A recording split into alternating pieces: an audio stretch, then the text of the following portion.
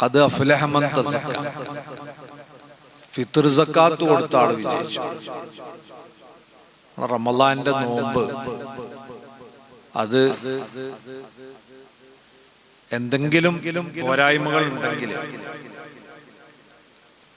നിസ്കാരത്തില് സഹ്വിന്റെ സുജൂദ് പോരായ്മകൾ പരിഹരിക്കുന്നത് പോലെ ഫിത്ർ സക്കാത്ത് നോമ്പിന്റെ പോരായ്മകൾ പരിഹരിക്കുമെന്ന് ഇമാമുന ഷാഫി റളിയല്ലാഹുവിന്റെ ഉസ്താദ് ഇമാം വക്കിയ റളിയല്ലാഹു പറഞ്ഞതാണ്. ഫിത്ർ സക്കാത്ത് കൊണ്ട് ഉദ്ദേശിക്കുന്നത് പെരുന്നാളിന്റെ ദിവസവും അനുബന്ധ ദിവസങ്ങളും ആളുകൾ ജോലിയൊക്കെ ഒഴിവാക്കി ആഘോഷിക്കാൻ നിൽക്കുന്ന ദിവസങ്ങളാണ്. ആ ദിവസങ്ങളിൽ ഒരു മുസ്ലിം വീടും പട്ടിണി ഉണ്ടാവരുത് എന്നതാണ് ഇബ്നു ഹജർ ഹൈതമി റഹിമഹുല്ലാഹ് തുഹ്ഫയിൽ അത് വിശദീകരിച്ചത് കാണാം. അപ്പൊ ഫിത്ർ സക്കാത്തിലൂടെ ആഘോഷം സന്തോഷകരമാക്കാനും നോമ്പിന്റെ വീഴ്ചകളൊക്കെ പരിഹരിക്കാനും നമുക്ക് സാധിക്കും. ബദനിന്റെ സക്കാത്ത് എന്നാണ് അതിന് പറയാം. ഓരോരുത്തരുടെയും തടിയുടെ എണ്ണം കണ്ടു കൊടുക്കണം. പൈസക്കാരെക്കൊള്ളുന്നില്ല. രക്ഷിതാവിന് ആശ്രിതരുടെ സക്കാത്തും കൂടെ കൊടുക്കണം. ഈ ആശ്രിതരായ ആളുകൾ സമ്പന്നരാവണമെന്നില്ലല്ലോ. അപ്പൊ ആളുകളുടെ തല എണ്ണി കൊടുക്കുന്ന സക്കാത്ത്, അതാണ് ബദനിന്റെ സക്കാത്ത്. ഒരാൾക്ക് ഫിത്ർ സക്കാത്ത് നിർബന്ധമാകുന്നത് നമ്മളൊക്കെ പഠിച്ചതുപോലെ റമളാൻ അവസാനവും ശവ്വാൽ ആദ്യവും ഉള്ള മുസ്ലിങ്ങൾ. ഒരാള് റമളാന്റെ അവസാനത്തിൽ മരിച്ചു പോയിട്ടുണ്ടെങ്കിൽ അയാളെ പേരിൽ ഫിത്ർ സക്കാത്ത് കൊടുക്കണ്ട. ശവ്വാലിന്റെ ആദ്യത്തില് ജനിച്ച ആക്കോ ശവ്വാലിന്റെ ആദ്യത്തില് ഒരാള് ഒരു കല്യാണം കഴിച്ചാൽ ആ ഭാര്യന്റെ സക്കാത്തോ അയാൾ കൊടുക്കേണ്ടതില്ല.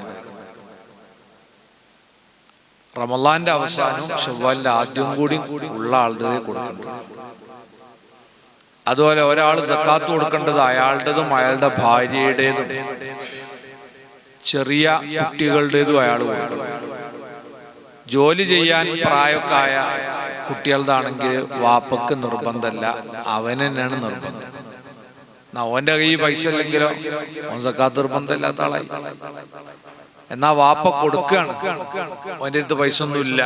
അങ്ങനെയാണ് പതിവ് വീട്ടിലും കൊടുക്കാൻ. അങ്ങനെ ആവുമ്പോ മുതിർന്ന കുട്ടികളെ സമ്മതം വാങ്ങണം. അവനോട് പറയണത് എന്റെ സക്കാത്ത് ഞാൻ കൊടുക്കുന്നുണ്ട്, ആയിക്കോട്ടെ വായിച്ചു കൊടുത്തോളി എന്ന് പറയാം. അല്ലെങ്കിൽ ഓനെ കൊണ്ട് നീയത്തെക്കാൻ വേണ്ടി പറയാം.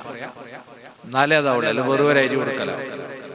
അങ്ങനെയാണ് മിക്ക കുട്ടികളതും വാപ്പാര് വാങ്ങിയോട് കൊടുക്കല. വലിയതെല്ലാം കൂടി ഒന്നിച്ചോട് വാങ്ങി ഒന്നും പറയാതെ കൊടുത്താൽ അത് സക്കാത്താവില്ല. അപ്പൊ അവരെ സമ്മതം വാങ്ങുകയോ അല്ലെങ്കിൽ അവരെ ഏൽപ്പിക്കുകയോ ചെയ്തുകൊണ്ട് കൊടുക്കും. ഓരോരുത്തരും എവിടെയാണോ ആ സമയത്തുള്ള അവിടെ കൊടുക്കാം. ഇപ്പം ഗൾഫിലൊക്കെ ജോലി ചെയ്യുന്നവരാണെങ്കിൽ അവരെ സക്കാത്ത് ഗൾഫിൽ കൊടുക്കണം. എന്നാ അവരാണ് ഇവിടെ ഭാര്യന്റെയും കുട്ടികളും സക്കാത്ത് കൊടുക്കേണ്ടത് നാട്ടില്. അത് അവര് ഇവിടെ ആളെ ഏൽപ്പിക്കണം. ഏറ്റവും ചുരുങ്ങിയ ഭാര്യനെങ്കിലും വിളിച്ചിട്ടതാ സക്കാത്തിനുള്ള പൈസ ഞാൻ അയച്ചിട്ടുണ്ട്, അത് നിങ്ങള് അവിടെ കൊടുക്കണേ എന്ന് പറഞ്ഞിട്ട് ഏൽപ്പിക്കണം. അയാളെ ബാധ്യതയാണ് ഭാര്യന്റെയും മക്കളും സക്കാത്ത് കൊടുക്കണം.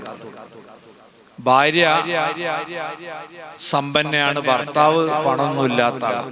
എന്നാലും ഭാര്യക്ക് സക്കാത്ത് നിർബന്ധമില്ല, സുന്നത്തുണ്ട്. ഭർത്താവിന് ശേഷിയില്ലെങ്കിൽ ഭാര്യക്ക് കൊടുക്കൽ നിർബന്ധമല്ല.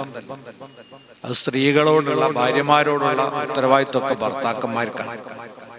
അപ്പൊ ആ സക്കാത്ത് അരിയൊക്കെ വാങ്ങി വെക്കാൻ സമയമായി. അത് നമ്മൾ ഈ രീതിയിലുള്ള ഉദ്ദേശത്തിന് വേണ്ടിയാണ്, ലക്ഷ്യത്തിന് വേണ്ടിയാണ്.